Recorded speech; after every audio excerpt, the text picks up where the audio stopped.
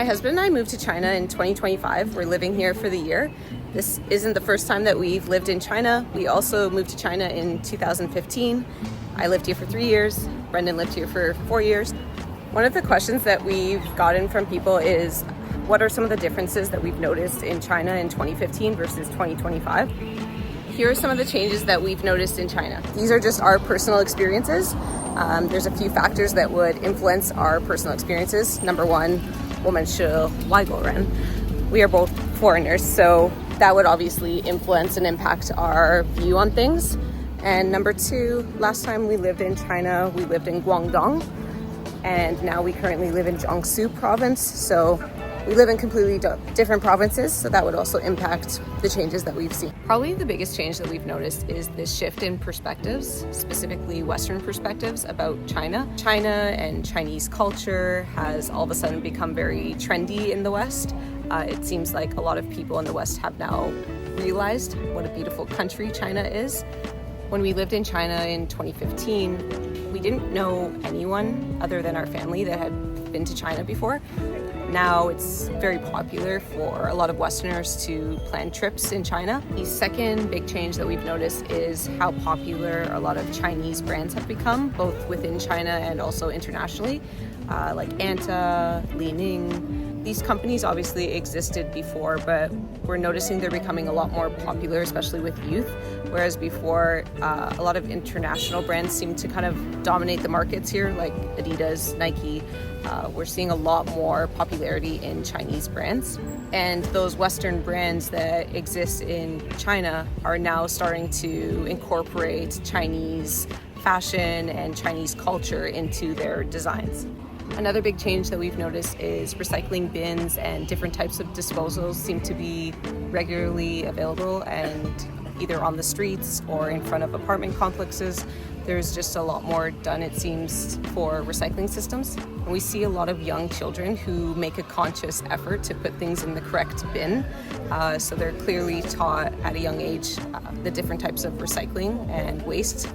Another huge change that we've seen is in the coffee culture here in China. Last time we were in China in 2015, there wasn't really a coffee culture. The only coffee we could really get was Xingbake or Starbucks. And again, this is one of those things that might be different depending on people's perspectives, because maybe coffee culture has been a thing in Shanghai for a long time. But in Guangdong, where we lived, and in other parts of China, we never really saw coffee before. It was really hard to get coffee, and that was hard for us as coffee lovers.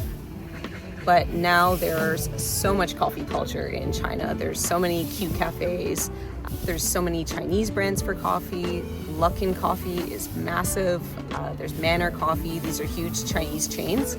And yeah, none of these were really around the last time we were in China. So this is something we really appreciate as coffee lovers. Another big change that we've noticed, and this is fitting for us walking by a public toilet right now. When you're using a public washroom or a washroom at the mall in China, it's very common now to see Western toilets. The majority of the toilets will be squatters, but yeah, often you will see a Western toilet, which is really appreciated by us Westerners. Another change that we really appreciate, Brendan and I, we are both special education teachers back in Canada. Disability awareness and inclusion is something that we care a lot about. So it's something that we notice and that we are aware of when we travel and when we live somewhere. The last time that we lived in China, we did not see a lot of people with disabilities when we would go into public spaces. Now in China, whenever we go to our local park, we will often see a lot of different people with disabilities, and they're hanging out with their families, living life with everyone else, and we love to see this inclusion. Another big change that we've noticed, which is a change we've noticed actually happening internationally, is running culture here in China.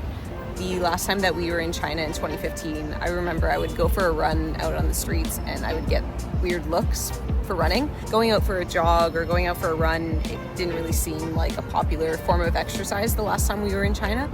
But now in China, there are so many run clubs, there's so many running events. It's almost impossible to get into a lot of the marathons here in China. You have to sign up for a lottery system to get into the marathons. And selfishly, again, we are really fortunate for this change because it's a activity that we love to do, and it's one of the ways that we've been able to make friends is by joining a run club. Our local friends here in Nanjing, China, we've made them all through the run club that we joined. The next change that we've noticed is electric vehicles. Electric vehicles are everywhere now in China. All of the scooters pretty much that we see on the roads are electric. The public city buses are all electric. A lot of people have electric cars. When we visit Shanghai, which is one of the biggest cities in China, we go for walks in that city, and even though it's such a big city and there's so much traffic and so many cars, it will still feel really quiet and really peaceful, and a big reason for that is because of the electric vehicles. And that's the list that we've put together of the major changes that we've seen in China from 2015 to 2025. Change is inevitable, and a lot of times it's necessary. One of the things that we love about China is that while it continues to change and progress, it continues to hold on to its beautiful, rich history and culture. The China that we fell in love with in 2015 continues to exist in 2026. And yeah, it just keeps getting better and better.